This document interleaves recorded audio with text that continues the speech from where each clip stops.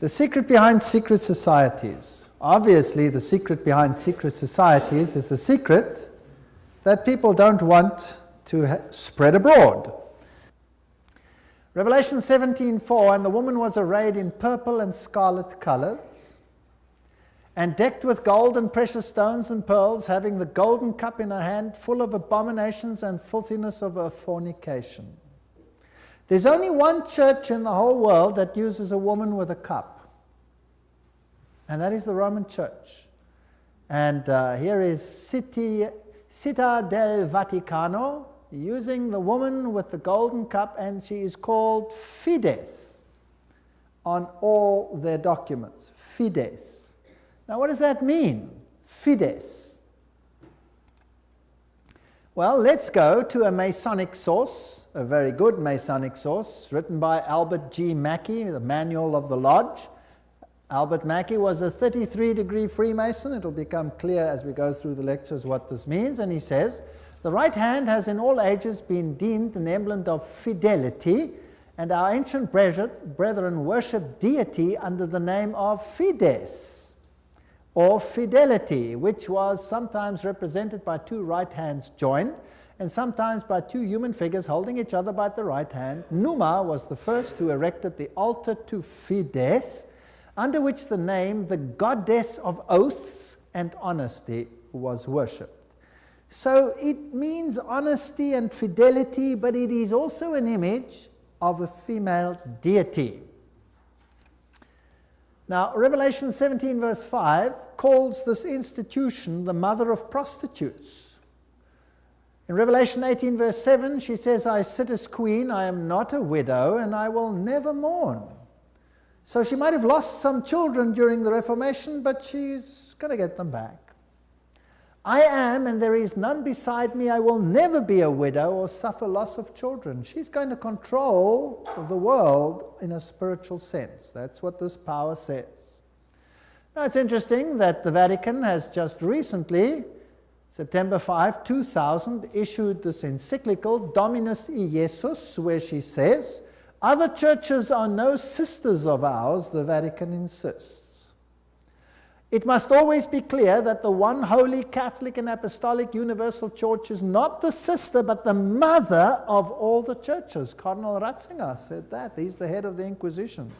They don't call themselves the Inquisition anymore. They call themselves the Congregation for Doctrine and Faith. But it's the same thing. It's even in the same building. Now, she is not the mother, she is not the sister, but the mother of all the churches. That means all the other churches are subject to her, right or wrong.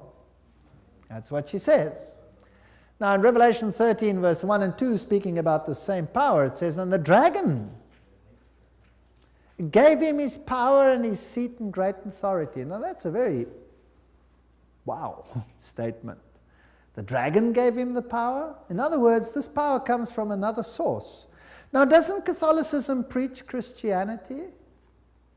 Yes, it does. Doesn't it preach Jesus Christ as the Savior of the world? Yes, it does. But it also preaches mediation through other mechanisms and through the church. Now, it is interesting that in secret societies there are always two doctrines. One for the initiated and one for the goyim, the uninitiated. And the Knights Templars had two doctrines. The one was the inside esoteric occult doctrine, and the other one was the exoteric, the one to the outside, and that was Catholicism. So the masses received a religion which the insiders turned on its head. Amongst occult insiders, Lucifer is the true Son of God.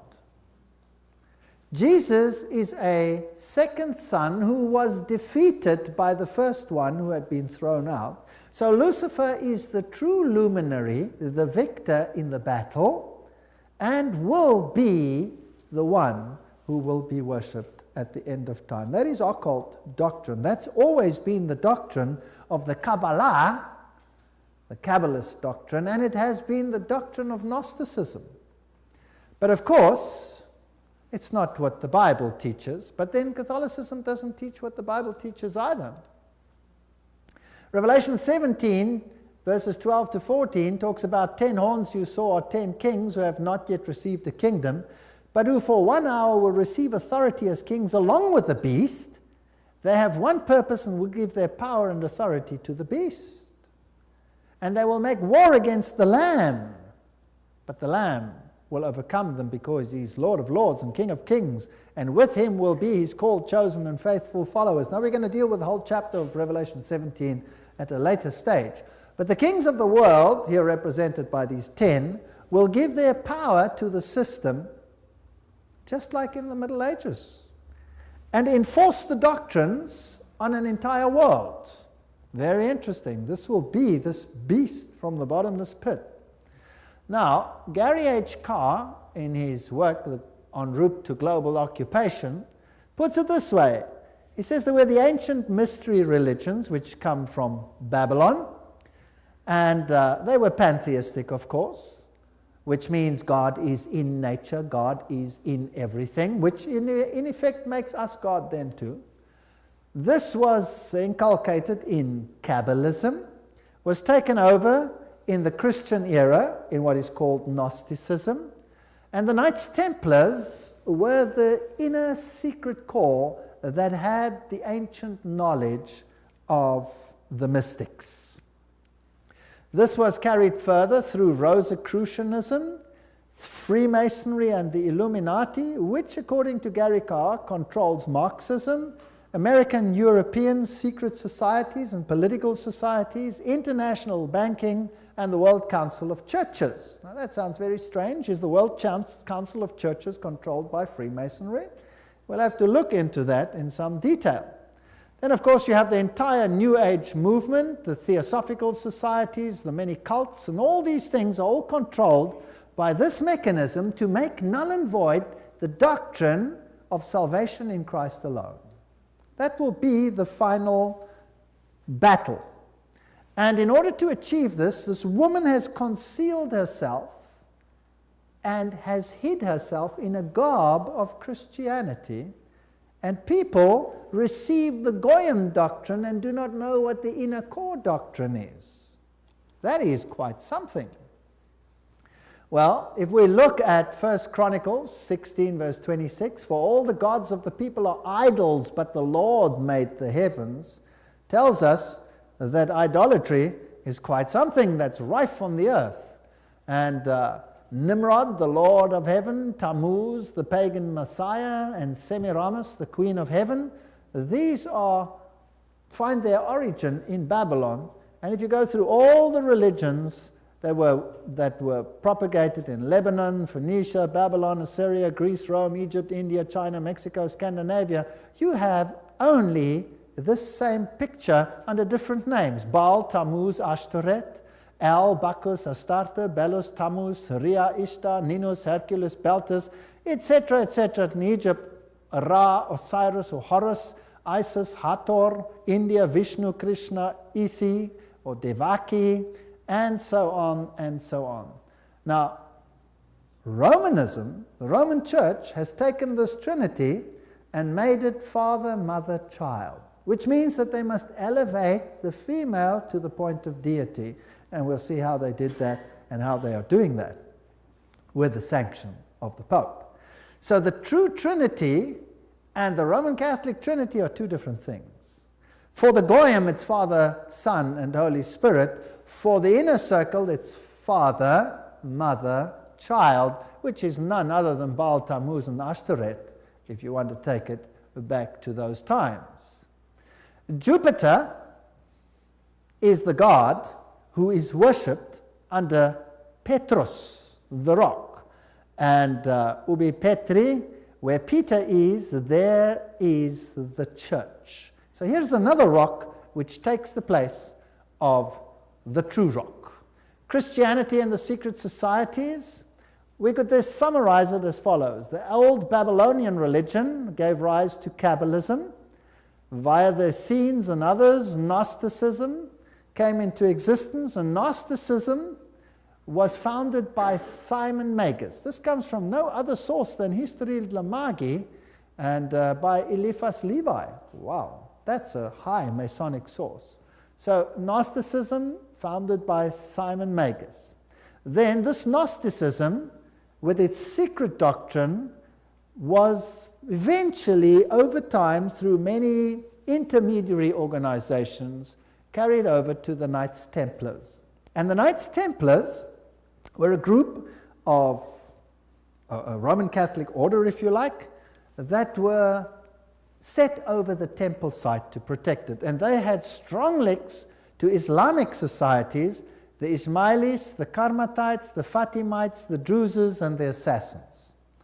And these are very, very interesting, and we'll be dealing with them when we talk about the Islamic connection, what the secret societies actually teach. Just like the Templars had two doctrines, one for the Goyim, the uninitiated, and one for the insiders, and the two diametrically opposed to each other, so the secret societies of Islam do exactly the same thing.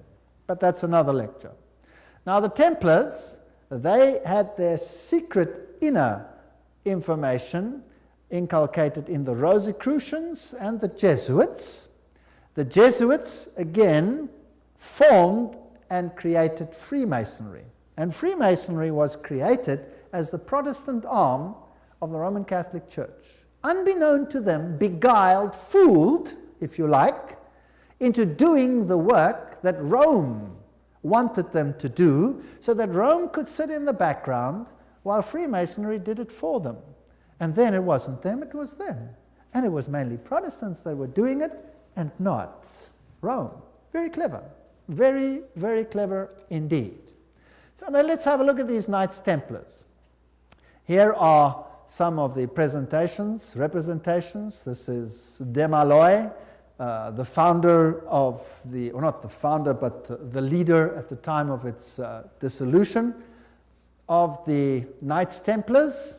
This is what their dress looked like, if you like, and that is one of their symbols. It is a symbol that is used by many churches today. Did you know that? Many charismatic churches use that symbol. That's fascinating. And Jehovah's Witnesses use that symbol as well. We'll come to that in another lecture. Now let's have a look at what Nestor Webster, Secret Societies and Subversive Movements, has to say about the Templars. We're not going to read it all, but you can always, if you get the video, stop the quote. In the year 1118, 19 years after the First Crusade ended with the defeat of the Muslims, the capture of Antioch and Jerusalem, these groups were founded that were eventually established as the Templars, and they presented them with a house near the site of the Temple of Solomon, hence their name, Knights Templars.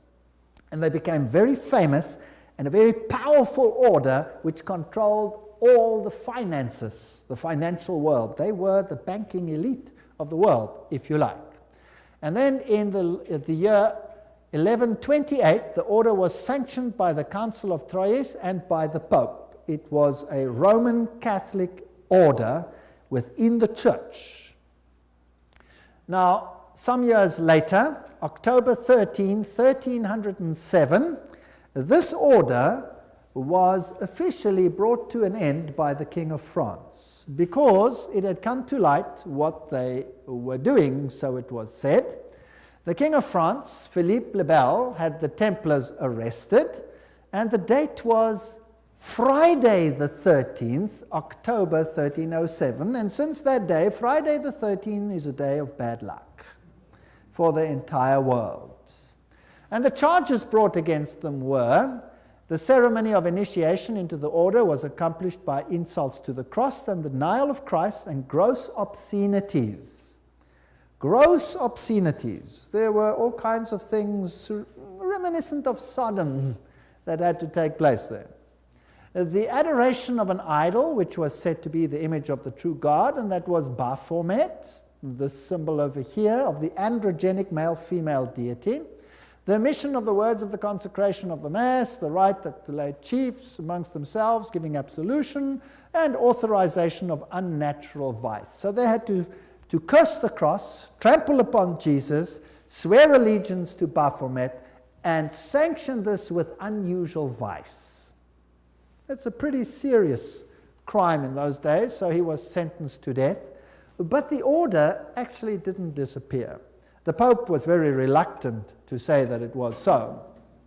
Masonic ritual includes references to the Knights Templars. For example, here, Secret Societies and Subnervous Movements says, several knights who had set forth the rescue of the holy places of Palestine from the Saracens formed an association under the name of Freemasons, thus indicating that their principal desire was the reconstruction of the Temple of Solomon. And you hear a lot about the reconstruction of the Temple of Solomon today, and the story of Israel and all those interesting things. Now let's go a little bit into some of the history. I'm taking you to this beautiful palace. Where do you think it is? It's in Jerusalem. And it's Notre Dame Vatican. And this is where the Pope has his representation in Jerusalem. It's a palace for a king. There's the Vatican flag flying outside. And there's even a whole lane where you have some interesting papal artifacts. Now in Jerusalem, I went to look up the site of the knights. And here is the Knights Palace, the Latin Patriarchate. This is where the Knights Templars originally had a site, and the Knights of the Papacy now control this area. This is their symbol that they use. That is also the Knight's shield, which is used by many religions today. The Rema Church uses that symbol, for example. These are the eternal warriors. That is the symbol that they use. There they are they kiss the Pope or the Patriarch's ring. They are knighted just like knights, and they knight highly prominent bankers and individuals such as that. Inside this church, you have, of course, the statue of Jupiter as Peter. Notice that the foot is well kissed. And I didn't want to kiss the foot, so I just stood there.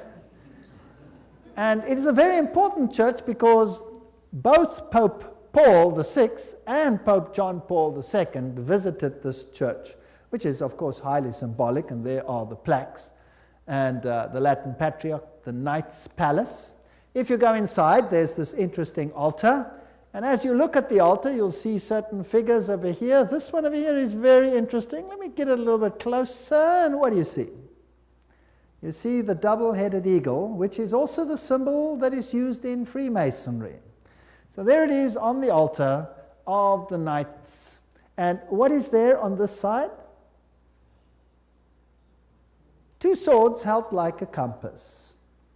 Fascinating. So there are many, many Masonic figures in here. The tail feathers and the feathers of the eagle, very reminiscent of what you have, for example, on the back of the dollar, and all those other interesting symbols of the circle with the triangle and the sun around it. And the inheritor of the Templar nuance are the Jesuits. Now the Jesuits, of course, are the ones who behind the scenes control many things. They were founded on the 15th of August, 1534 by Ignatius Loyola and were sanctioned by the Pope on the 27th of September, 1540. So they were created, as it were, to stand against the Reformation. They were designed to destroy the Reformation. Loyola wanted the order to be champions of Catholic unity, and of course submission to Christ's vicar, the Pope, was absolutely essential. Here you have the institution of Loyola's organization by the Pope on this particular day. And there are some interesting analogies which we will find here. Here, for example, there is considerable analogy between Masonic and Jesuitic degrees. And the Jesuits also tread down the shoe and bear the knee because Ignatius Loyola thus presented himself at Rome and asked for the confirmation of the order. Now, who existed first? Freemasons or the Jesuits? The Jesuits existed first, of course.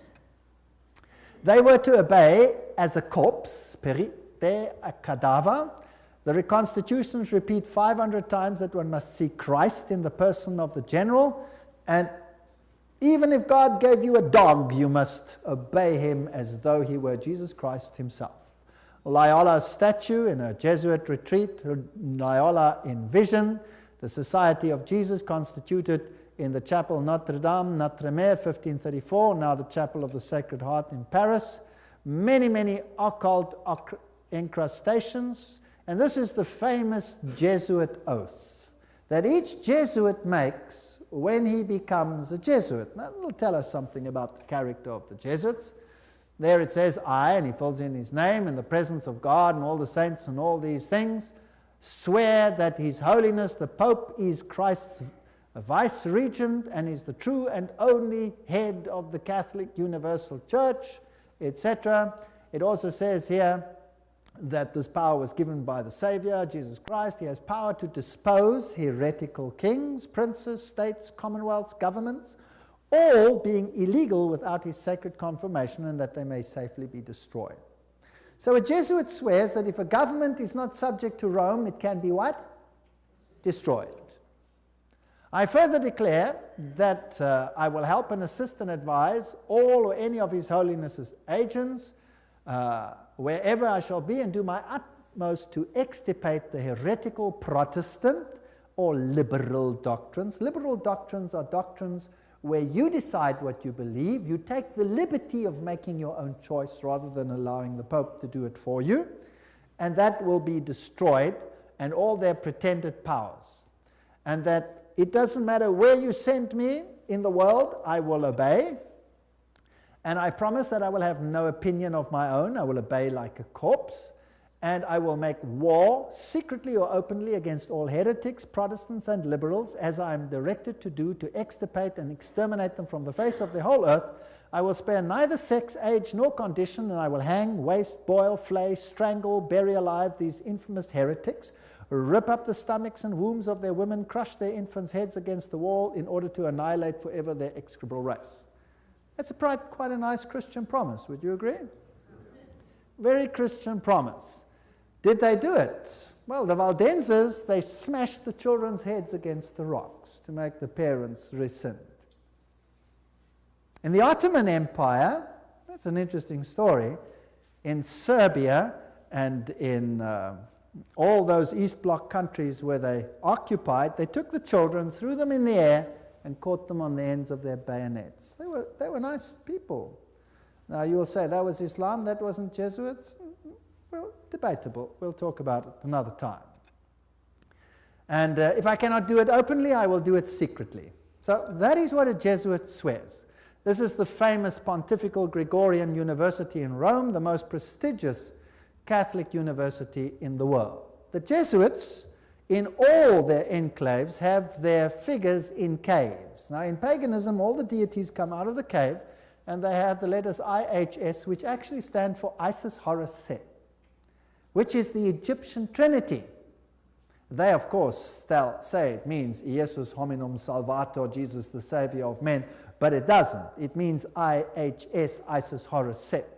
And their symbol is the triangle with the all-seeing eye in it for this deity. They also use the pillar, the stela, if you like.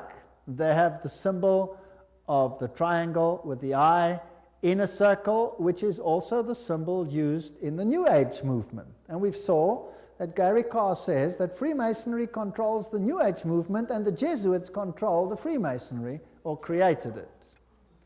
This is the University of the Jesuits in Prague. On top of it, they have Atlas, not Jesus Christ. If you go to a more modern Jesuit enclave, like this one in Germany, I visited this. I'm quite cheeky sometimes. There I am. And took a picture, and inside they have this picture of Christ. This is not Christ. This is Atlas, holding the world on top of his shoulders, disguised. They have these symbols up against the wall. There, this symbol is the symbol of Hermes.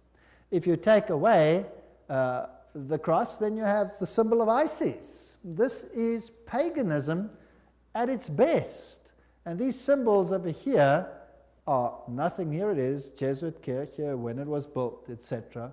And their symbolism, Maria, the M is the Masonic M, the triangle, Ria, the goddess. Here is a church in Germany, a cathedral. Inside you will see this circle with a cross in it, the crossed swords, symbol of all symbols used also in Freemasonry. Now if you go back to ancient Assyria, that was a very prominent cross. It was the Maltese cross. It comes from ancient paganism. They have the symbols of the star over here, two stars one over the other, or two crosses one over the other. They have the compass, they have the moon with a disc in it or a star in it, which is the symbol that Islam uses, for example. They have the solar calendar and the triple crown. All of these are used by the papacy. Upside down crosses represent victory over Christ. Hammers and compasses and sickles, these are symbols that are prevalent in the world. There's Jesus standing above the skull and crossbones, which is a symbol of Jupiter, the god Jupiter, who is a symbol, of course, who is Lucifer. Upside down crosses again. This is a very important cathedral in Europe, in Germany, where all the political leaders come together. If you go there, you will have Janus, the two-headed one. And then you have the statue, so-called, of David. But of course it isn't David, it is the god Pan, because he has a pan flute in his hand, and David didn't play a pan flute. So I went to look for the dark side of Pan, because there's a light side and a dark side, and I found him. There he is, the hoofed one in the same cathedral. So they hide their occult symbolism. If you enter into the hallway, you find this over here. This is the god Anubis. It's got nothing to do with Christianity. There you have him as well, plus you have the phoenix rising from the ashes, plus you have the symbol of Jupiter, and a whole host of other symbols over there. And in their side chapel, you have all the signs of the zodiac serving the various deities like Mars and Aquarius, etc. And the doorknob is a yin-yang. This has nothing to do with Christianity. They use the symbol of the compass and Jupiter and the PX symbol over there, which you will find in virtually every single Christian denomination upon the face of the earth. The phoenix rising from the ashes, the peacock, all symbols of Lucifer. Here you have the PX with a circle with a dot in it, and you say to yourself, but isn't that a symbol of Christianity? No, this is a symbol of Horus. This has got nothing to do with Christianity. They use pine cones. Let's ask Albert Mackey, 33-degree Freemason, to tell us what the symbol means. The point within the circle is an interesting and important symbol in Freemasonry. The symbol is really a beautiful but somewhat abstruse allusion to the old sun worship, and introduces us for the first time to that modification of it among the ancients, the worship of the phallus. So it's a pretty filthy symbol at that. It deals with male organs. Wow. So that comes from the horse's mouth. So that's what it means. Now what's the PX mean? Let's go to the best Masonic source in the world, Morals and Dogma, page 292. And in case you don't believe me, I photocopied it so that you can see it. There you can see the symbol. Can you see that? It is the staff of Osiris. On the medal of Constantinople, in hoc signat eris, whatever the inscriptions.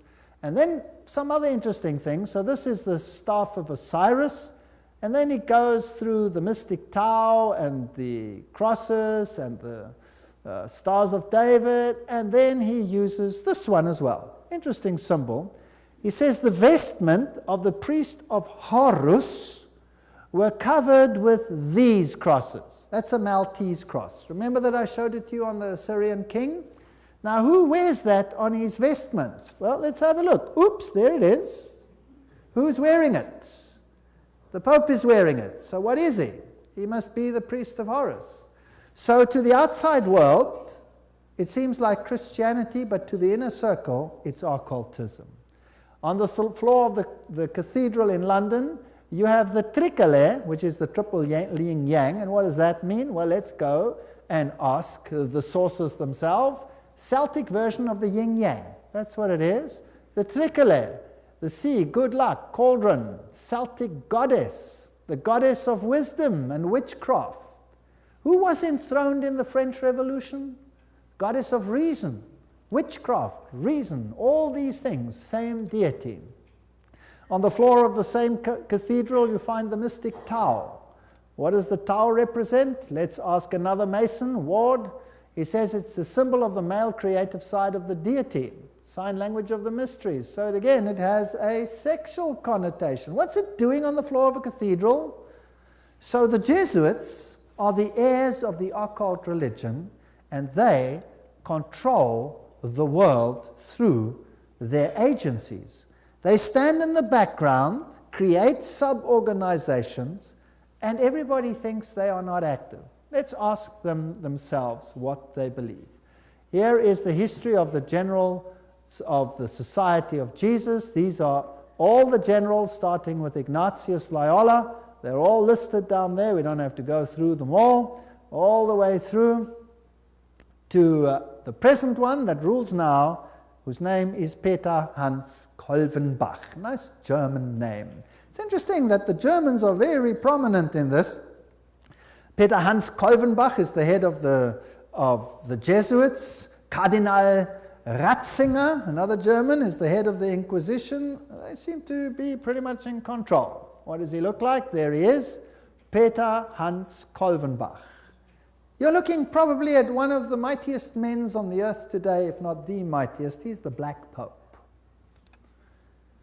Here you have the cave of Loyola. Here you have George W. Bush and the Pope in audience with each other. And they don't do anything by chance. They just happen to do this exactly under that picture I showed you, where Loyola receives his commission from the Pope. Now, the ceremony of induction and the extreme oath of the Jesuits, Library of Congress, catalog card, there it is. You have been taught to insidiously plant the seeds of jealousy and hatred between communities, provinces and states that were at peace, and incite them to deeds of blood, involving them in war with each other, and to create revolutions and civil wars in countries that were independent and prosperous, cultivating the art and the sciences and enjoying the blessings of peace, to take sides with the combatants and to act secretly in concert with your brother Jesuit, who might be engaged on the other side, but openly opposed to that with which you might be connected, only that the church may be the gainer in the end, in the conditions fixed in the treaties for peace, and that the end justifies the means. Whoa! This is Hegelian science. Two opposing viewpoints, dialectic thinking. You war the one with the other, and you rub them up until nothing is left. It's called thesis, antithesis, and the resultant clash brings synthesis, that which you want. Now note that the Jesuit can be very active on the one side, but he can be equally active on the other side. So this is all a process whereby they wish to attain things. The 30-year War.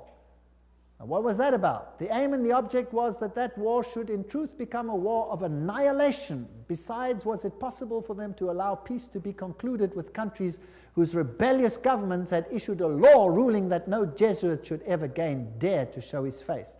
Do you know that the Jesuits were thrown out of virtually all countries, including Catholic ones, because they were so divisive? Catholic kings couldn't even take the Jesuits and threw them out. If a Catholic king dared to throw out a Jesuit, that country was destroyed, Catholic or not, and the Jesuits are back. You can take your bottom dollar for that. So, the frightful responsibility for this terrible 30 Years' War must rest upon the Emperor Ferdinand II and his teachers, rulers, and bosom friends, the sons of Loyola. Every single thing I'm saying is a quote.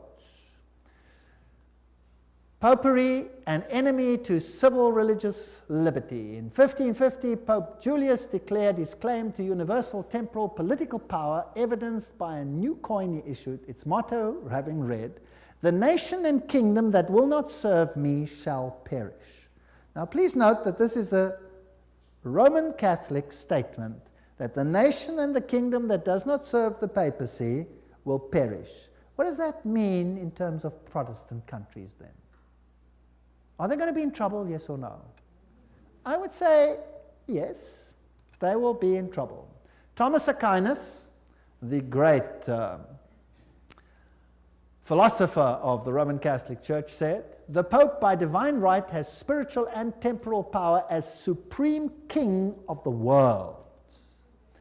The Pope of Rome, as head of the papal government, claims absolute sovereignty and supremacy over all the governments of the earth." All the governments. All these quotes are highly potent quotes. There is nothing mediocre in these quotes, and they come from the highest sources. The right of deposing kings is inherent in the supreme sovereignty which the popes as vice-regent of Christ exercise over all Christian nations. Cardinal Henry Manning, 1892, he was Archbishop of Westminster. So, he is in control of all nations of the world. Now, it's interesting that the Bible tells us that these words were put on the Christ's cross at the crucifixion. Jesus of Nazareth, the King of the Jews. You read that in John 19:19.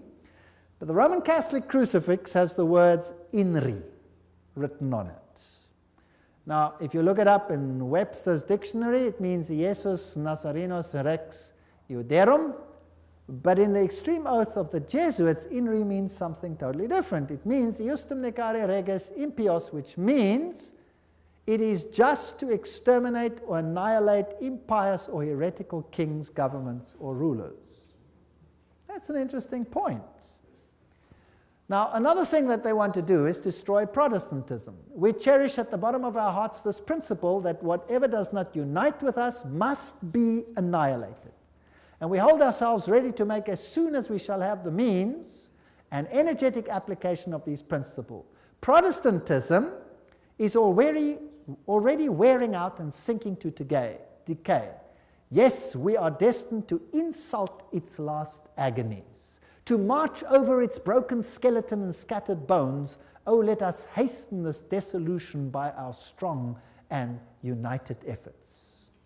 Then already, they wrote, Protestantism is becoming decomposed, and we are gaining men of note. This is extracts from The Secret Plan. Those are the worst of the Catholics, the Inquisitors, the Jesuits. They are simply the Romish army for the earthly sovereignty of the world in the future, with a pontiff of Rome for emperor.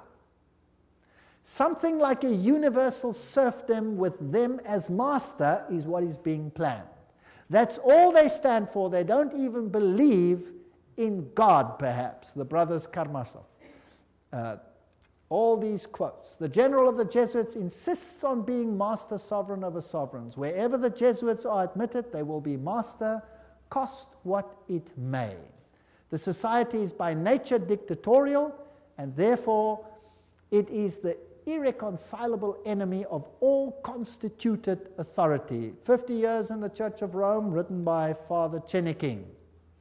Ignatius Loyola says himself, the power of the general will be so unlimited that should he deem it necessary for the honor of God, he shall even be able to send back, or in another direction, those who have come direct from the popes.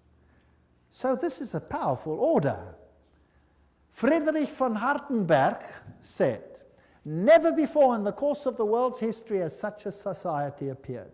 The old Roman Senate itself did not lay schemes for world domination with greater certainty of success. They want world dominion, with the Pope enthroned as the universal ruler. The Roman Catholic Lafayette said, it is my opinion that if the liberties of this country, the United States of America, are destroyed, it will be by the subtlety of the Roman Catholic Jesuit priests, for they are the most crafty, dangerous enemies to civil and religious liberty. They have instigated most of the wars of Europe. These are prominent people speaking. Morse, he's the founder of the Morse code, the inventor of the Morse code. He said, and who are these agents? They are for the most part Jesuits, an ecclesiastical order proverbial through the world for cunning, duplicity, and total want of moral principle, an order so skilled in all the arts of deception that even in Catholic countries, in Italy itself, it became intolerable and the people required its suppression. That's another prominent man. Archduke Maximal Francis said, They have so constantly mixed themselves up in the court and state intrigues that they must in justice be reproached with striving after universal dominion.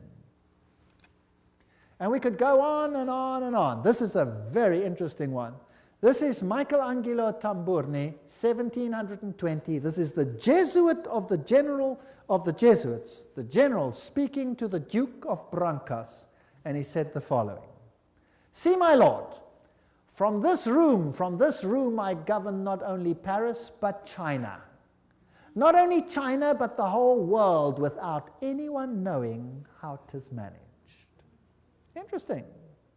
This is what the Jesuits themselves had to say.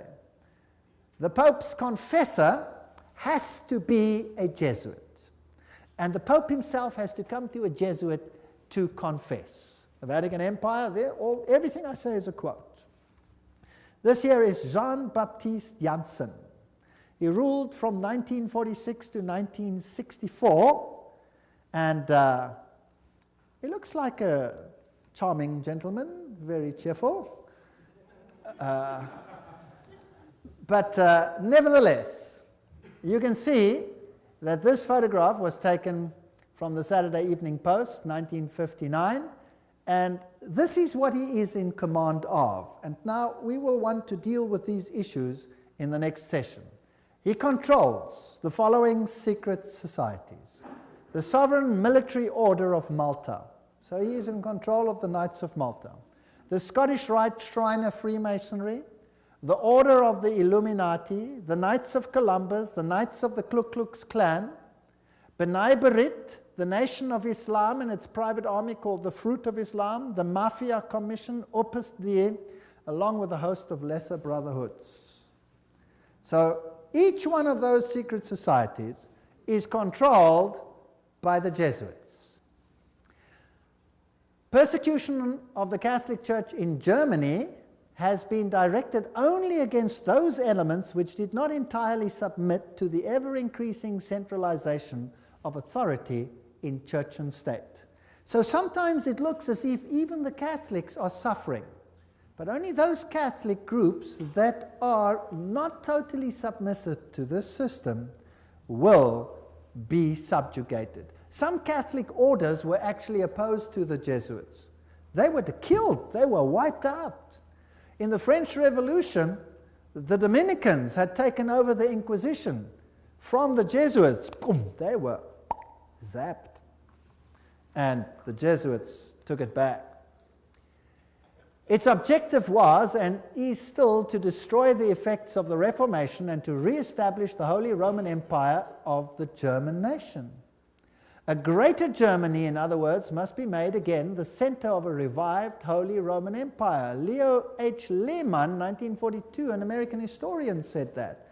Isn't it fascinating that the Russian president, or a Russian president, let me put it that way, and many political leaders have given the assurance that Germany will once again play a greater role in the new Europe today.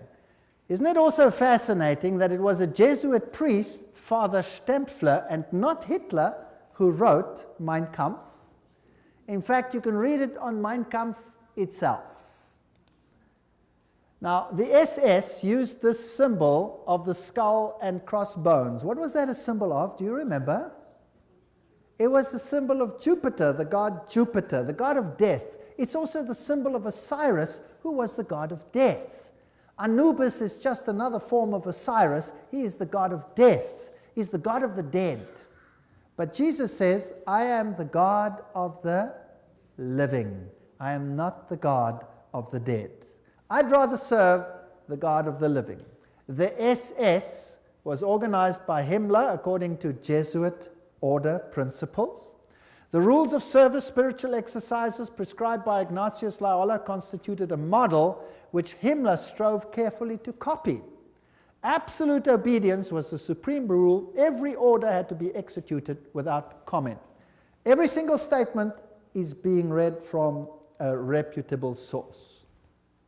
Again, in that wonderful book, The Great Controversy, we get an idea of the Jesuits. Throughout Christendom, Protestantism was menaced by formidable foes. The first triumphs of the Reformation passed. Rome summoned new forces hoping to accomplish its destruction. At this time, the order of the Jesuits was created. Notice what this quote says. The most cruel, unscrupulous, and powerful of all the champions of popery. Cut off from every earthly tie and human interest, dead to the claims of natural affection, reason, and conscience, wholly silenced, they knew no rule, no tie, but that to their order, and no duty but to extend its power. We don't have to read the whole quote. But they made it their business to destroy Protestantism. The Jesuit order, therefore, stands before us as the embodiment of a system which aims at temporal political domination, and that over the whole world. You will say to me, surely China will not be subject? Well, we already read a quote by the Jesuit general himself where he says he controls China. Who controls communism? The Jesuits created it, and therefore they controlled it. They practiced it in their South American examples where they practiced it before they instituted it. Very interesting. This is Count von Hernsbruch, 1911, German noble and ex-Jesuit, who says this very thing. At what then do the Jesuits aim? According to them, they seek the greater glory of God, but if you examine the facts, you will find they aim at universal dominion alone. It is they who rule the world. One quote after the other. Moreover, the Pope has thousands of secret agents worldwide. They include the Jesuits, the Knights of Columbus, the Knights of Malta, Opus Dei, and others. The Vatican's intelligence service and its field resources are second to none. Even Dave Hunt, American Baptist historian, says that. So, let's have a look at some of these institutions. Let's have a look at Freemasons. The Grand Design Exposed says, the truth is the Jesuits of Rome have perfected Freemasonry to be their most magnificent and effective tool, accomplishing their purposes among Protestants. Now surely the members of Freemasonry themselves must be deceived, because if they saw it, they wouldn't do it, right? So actually the order is being used and they themselves are deceived. And only within the order, higher up, are those chosen ones who know, and they are controlled by the Jesuits for Rome. Very clever. Very clever. To make Protestantism do what you cannot do openly because you have been fingered by Protestantism as the Antichrist. So this is very interesting. This is a Templar fortress and a church on the island Mallorca, Spain. And there again you have the double-headed eagle, and you can go to virtually any church on that island and you will find the double-headed eagle over the altars of these churches. As I've said, Adam Weishaupt was the father of Jacobinism, and he is the one who is also the founder of the Illuminati.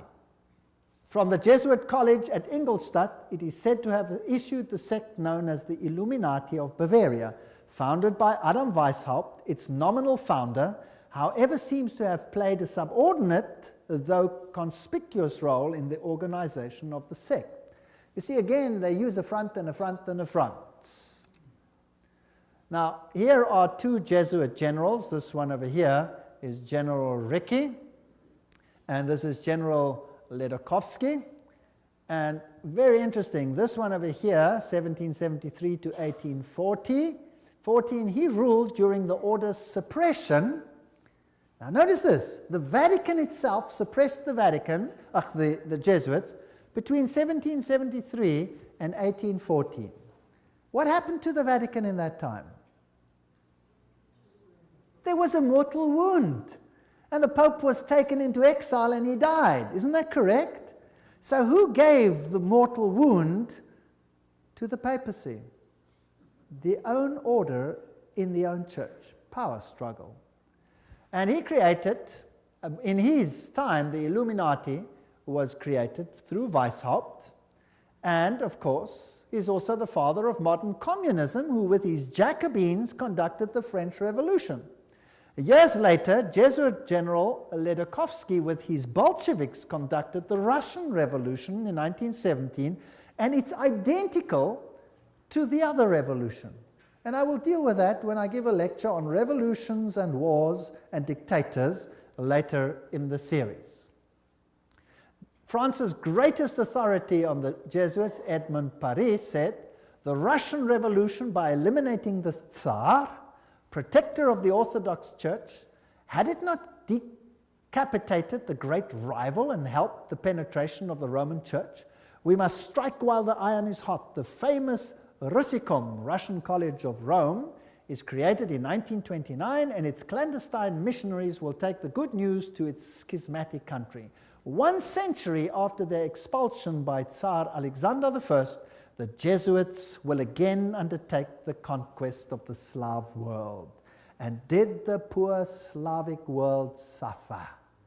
They were slaughtered by the millions. History will show what happened there when Stalin, probably one of the greatest mass murderers of all time, did his thing.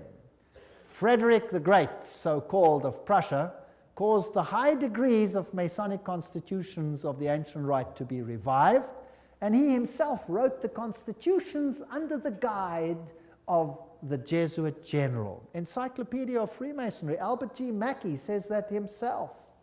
Very interesting. And now notice this. This is a source that's unbelievable. This is Isis Unveiled by Blavatsky herself, the author of Secret Doctrine.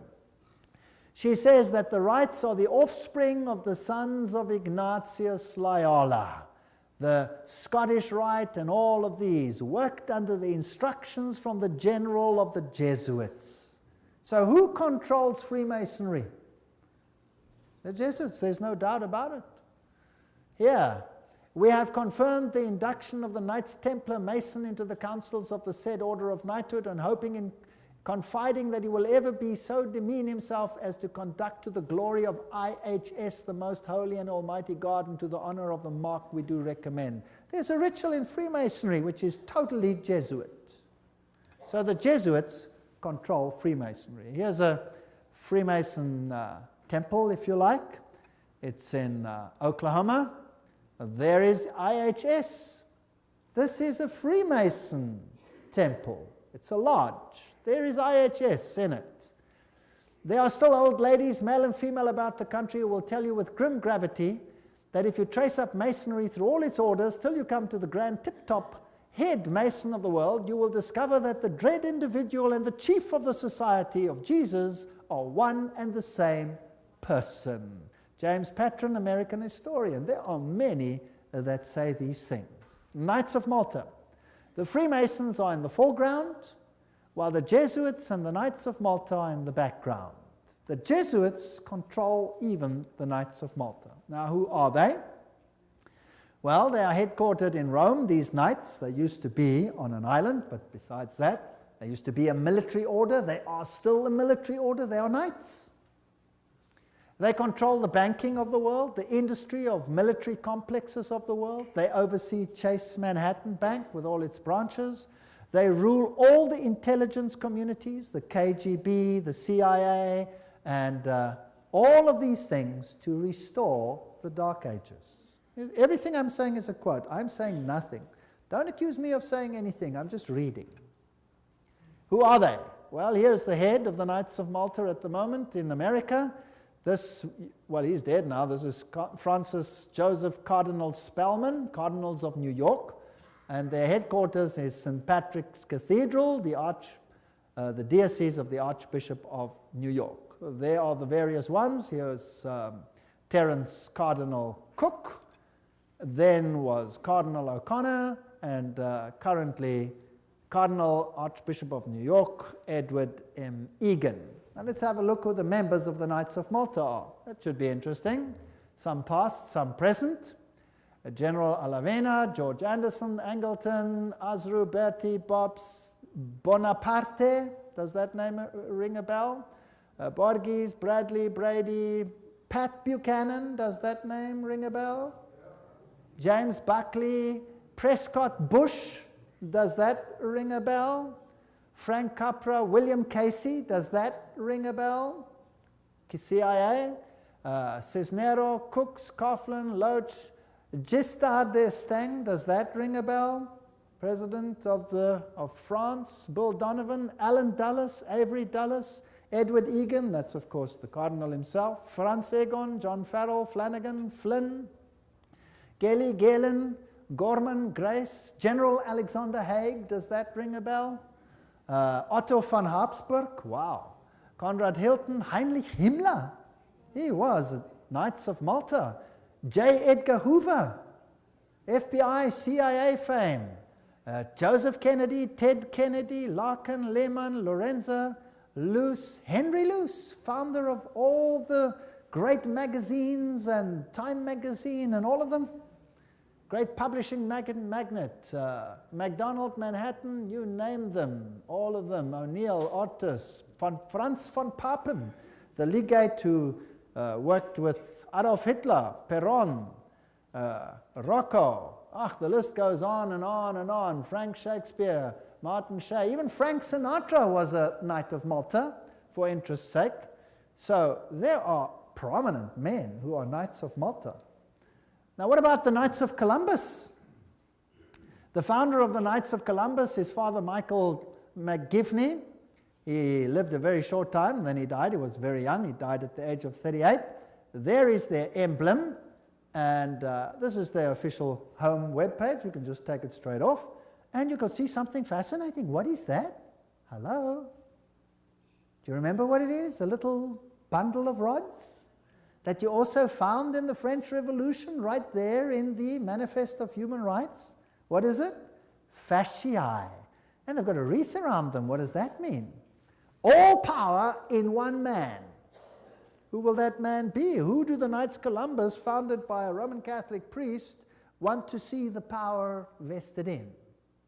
The Pope, of course. The Knights of Columbus, founded at New Haven, Connecticut, 1882.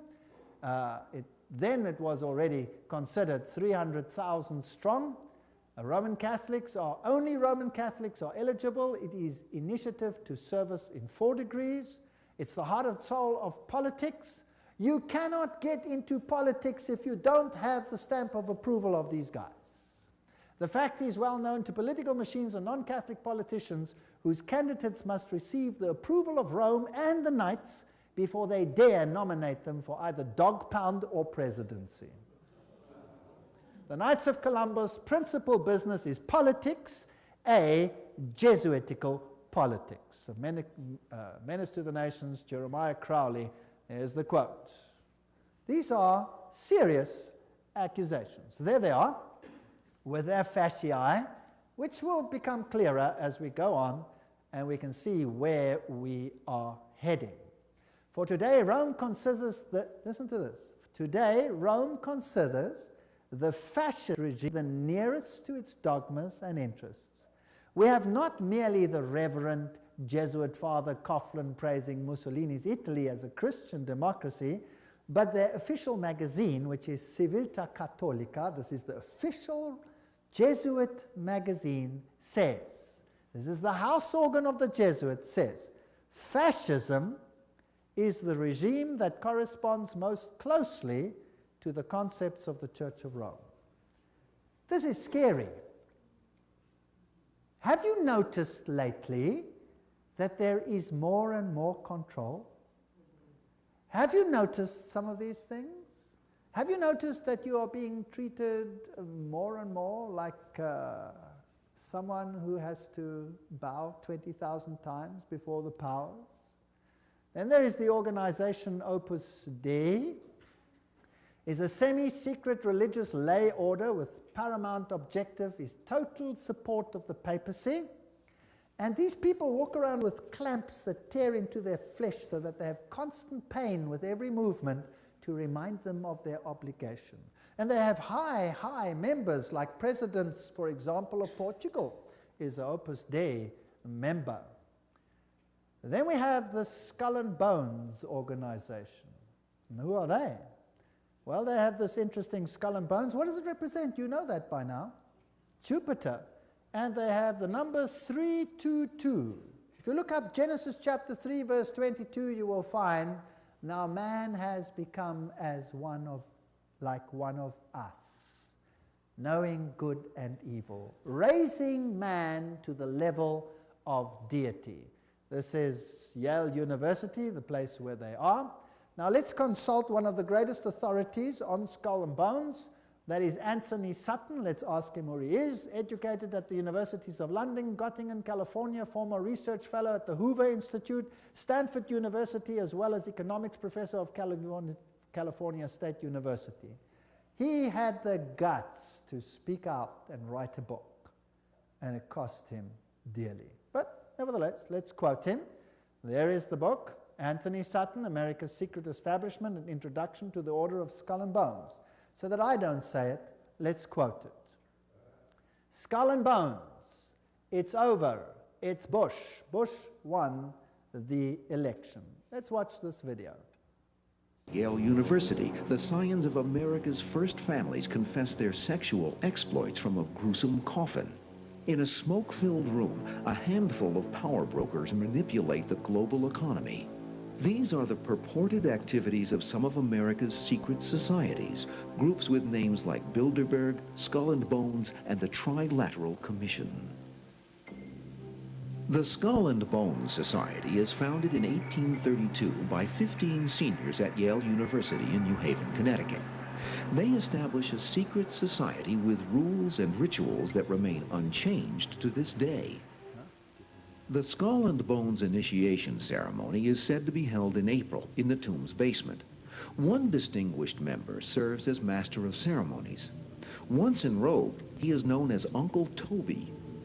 The shortest senior is appointed Little Devil and dons a satanic costume.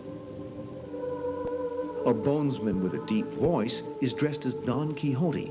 Another is dressed as the college's founder, Elihu Yale. Still another is given papal vestments.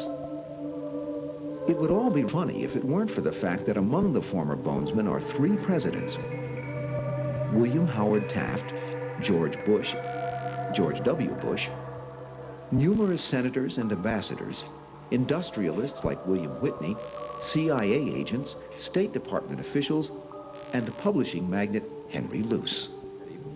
Absolute secrecy is also required. In his 1999 autobiography, George W. Bush devotes just one sentence to his membership in Skull and Bones. Quote, "My senior year, I joined Skull and Bones, a secret society so secret, I can't say anything more." The secrecy, according to some researchers, is there to protect the fact that Skull and Bones funnels its initiates into positions of power and influence. The best-known bonesman is ex-President George Bush, who, according to tradition, is supposed to avoid admitting he's a member. Mr. President, are you a member of Skull and Bones? American Journal got a similar response when we recently asked George Bush Jr., the governor of Texas, about his membership. Does it still exist? I mean, the thing is so secret, I'm not even sure it still exists. Okay, so you'll see that George W. Bush is a member. They lie in a coffin. They bow down before a papal figure, swear allegiance. They do all kinds of weird sexual things in a coffin, which I'm not going to explain what they do here. It's pretty vile. And these are the presidents of the most powerful countries in the world, and they belong to secret societies such as this. The order, what it is and how it began. Those on the inside know it as the order. Others have known it for more than 150 years as Chapter 322 of a German secret society. That is very important. In fact, this was discovered when they broke in and stole some of the papers at that institution. It is officially known as the Russell Trust of 1856, or as the Brotherhood of Death, because they serve the god of death, who happens to be Anubis, if you like, Osiris, if you like, or Jupiter. The American chapter of the German order was founded in 1833 at Yale University by General William Huntington Russell. And Taft, the only man to be both President and Chief Justice of the United States. Interesting. Now, the German order, what does this actually mean?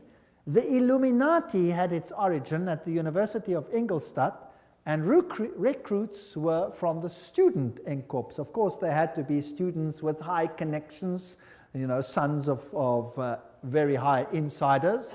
The order had its origin in Yale in 1833, but Skull and Bones is a chapter of a German secret society. So, which organization does it represent? Active members have enough influence to push their sons and relatives into the order, and there's significant intermarriage amongst the families, and they fall into major categories, two major categories. We find the old line, American families, second, families who occupy great wealth. When he's initiated into the order, he says, tonight he will die to the world and be born again into the order, as he will henceforth refer to it. The order is a world unto itself, in which he will have a new name, and 14 new blood brothers also with new names. Now, there's also a British chapter which was established at Oxford University and All Souls College, and the British element is called the Group. So the Skull and Bones is not the only one. You have the Group, and then you have a European order as well. So the Group links to the Jewish equivalent through the Rothschilds, the Inner Circle, and so there is a worldwide secret organization which has the highest individual in industry, government, all facets of life. And they actually are the most prominent rulers in the world today. And if they are a chapter of a German society, then they are the Illuminati. And George W. Bush said that there are 1,000 points of light illuminating the world at the moment. It's interesting that the order writes many constitutions. The members write constitutions. For example, Archibald MacLeish, who is a member of Skull and Bones, or was, he wrote the constitution of UNESCO. Now, we're going to have to deal with UNESCO and find out what it's about. Churches, the Union Theological Seminary is under the control of Skull and Bones. A very interesting seminary. We'll deal with these in more detail in another lecture. Major establishment of law firms, communications and industry, the Federal Reserve, and all of these are controlled by the order. This is how Chapter 322 operates. There's a central inner core. Notice that this is actually the all-seeing eye, the wedge of the eye, but that's something else. There's an inner core, there's an inner circle, there's an outer circle, there's an Atlantic Circle, the Bohemian Club, notice there, Bohemian Club, part of Skull and Bones, Pilgrim Society, Penumbra Order, Chapter 322 of the Order, the Trilateral Commission. That's how it's put together. You could basically put it this way: Council of Foreign Relations, United Nations, Bilderbergs, Club of Rome, Royal Institute of International Affairs, and the Trilateral Commission, with the Illuminati controlling everything on the inside, forming basically the Round Table. Now, you saw that the Bohemian Club is part and parcel of the issue. Now, what is this Bohemian Club? Well, here's the Bohemian Grove. The August 2, 1982 edition of Newsweek reported, this is just another quote, the world's most prestigious summer camp, the Bohemian Grove, is now in session 75 miles north of San Francisco. It's in a forest. It's a fortress. But strangely, even fortresses can be breached, and one enterprising journalist managed to sneak in. The fiercely guarded 2,000-acre retreat is the country's extension of San Francisco's all-male, ultra-exclusive Bohemian Club, to which every Republican president since Herbert Hoover have belonged. This is just a quote. This is the Bohemian Grove ceremony, which was photographed or videotaped, very darkly, of course, very secretly, by one journalist, which caused a major furor. Now, you can see very little in this light, so I'll explain to you what's happening there. In this forest, the men appear naked. Naked. They have to walk around naked. In fact, some members have left the society because they're tired of walking around naked. Now imagine every president of the United States has been a member of the Bohemian Grove. And just imagine.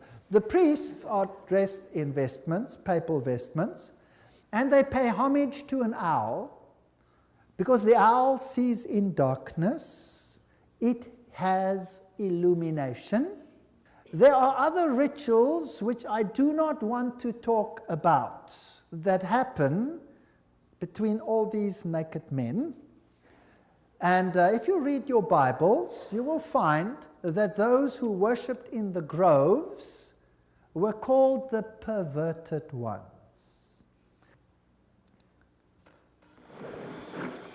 There's the papal vestment. All is in his leafy temple, and all within the grove be reverent before him.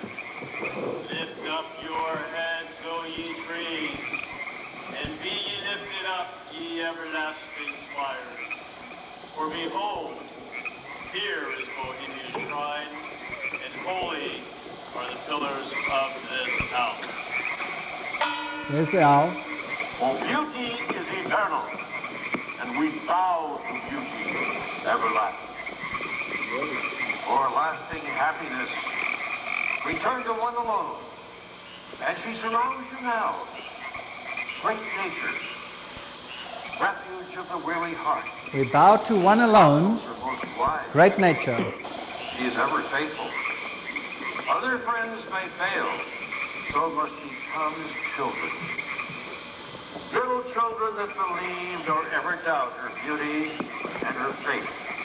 Bohemians and priests, our funeral pyre awaits the corpse of care. Prince of all mortal wisdom, Owl of Bohemia, we beseech thee, grant us thy counsel. Owl of Bohemia, grant us thy counsel.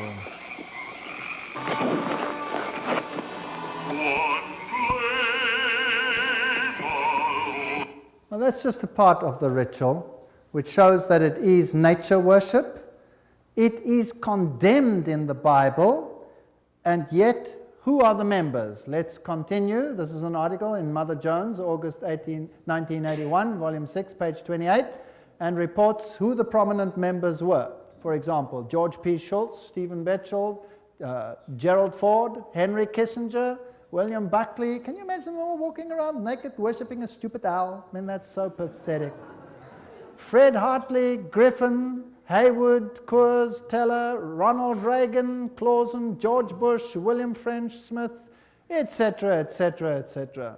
It is pathetic. Modus operandi of the order. The activities of the order are directed towards changing our society, changing the world, to bring about a new world order. This will be a planned order with heavily restricted individual freedom. That's fascism.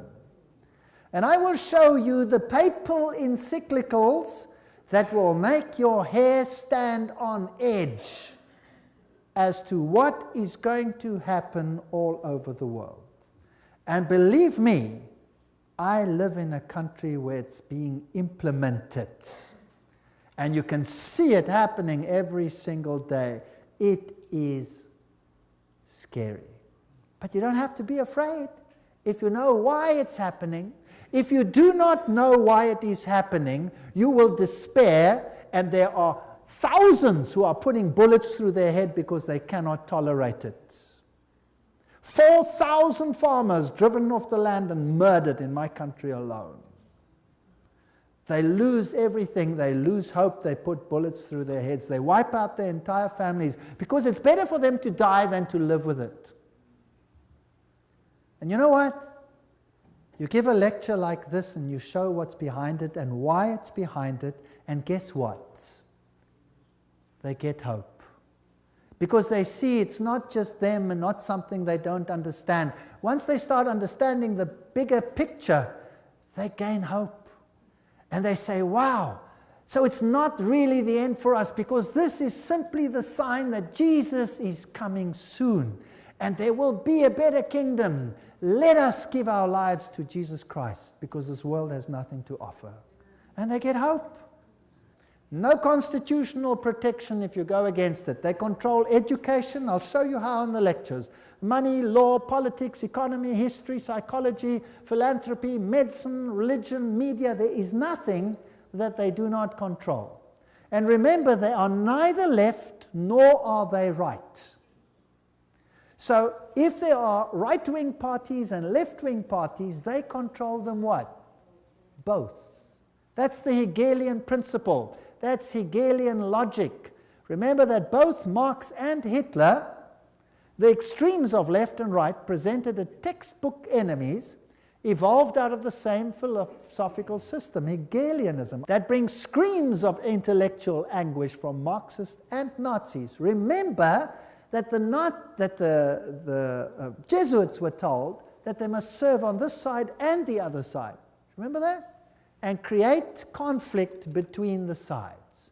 This conflict of opposites is essential to bring about the change that they want. Today, this process can be identified in the literature of the Trilateral Commission, for example, where change is promoted under conflict management. Have you heard that name before? Right, conflict is essential. The state is absolute. So the state must have total control. That means the people must relinquish their rights to the state. Do you see that happening in the United States at the moment? Absolutely. So the state requires complete obedience. An individual does not exist for himself in these so-called organic systems, but only to perform a role in the operation of the state. That's exactly what it was like under Nazism. Here's Hegel.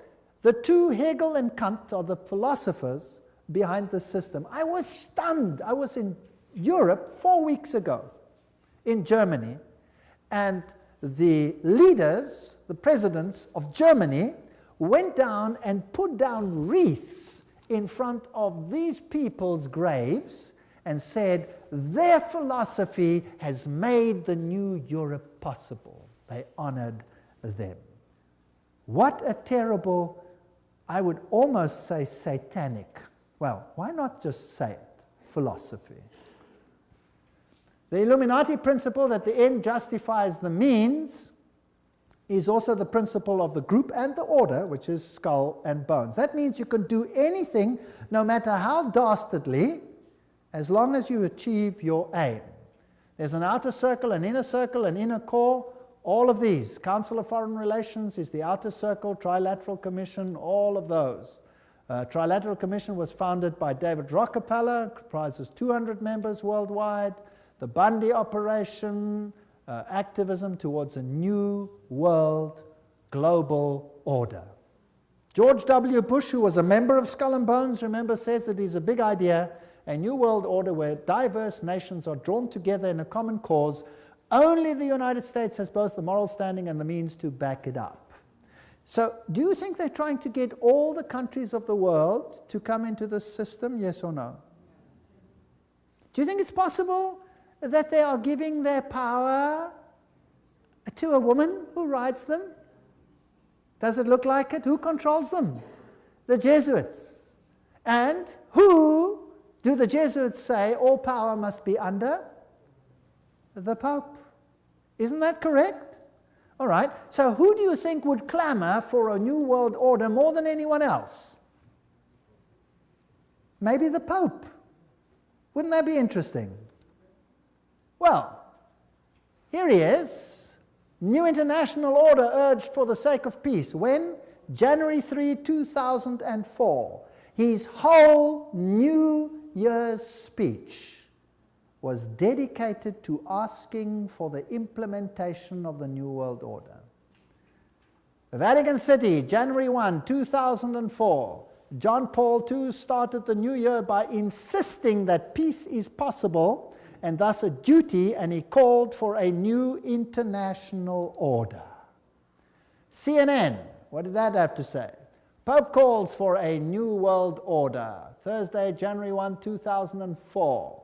Vatican City, Pope John Paul rang in the new year on Thursday with a renewed call for peace in the Middle East and Africa and the creation of a new world order based on respect for the dignity of man and equality amongst nations. What did he say? This year, Pope John Paul directed his thoughts to the continuing conflict around the globe, but he stressed that to bring about peace, there needs to be a new respect for international law and the creation of a new international order based on the goals of the United Nations. He called for an order that is able to give adequate solutions to today's problems based on the dignity of the human being, this is human rights, on an integral development of society, on solidarity amongst nations, rich and poor, on the sharing of resources and the extraordinary results of scientific and technical process. You know, sharing of resources, have you heard of that before? Well, there's another term for it. It's called redistribution of wealth. Have you heard of that before? Right, now let me redefine that for you. To redistribute wealth means to take the wealth from the one who has it and give it to one who has not got it. Is that correct? Now, if you do that, which nations of the world will be hardest hit? The Catholic ones or the Protestant ones? The Protestant ones are the rich nations. Everywhere you can draw a line. Now, I will show you in the lectures that come that there are encyclicals which define how the redistribution is to take place.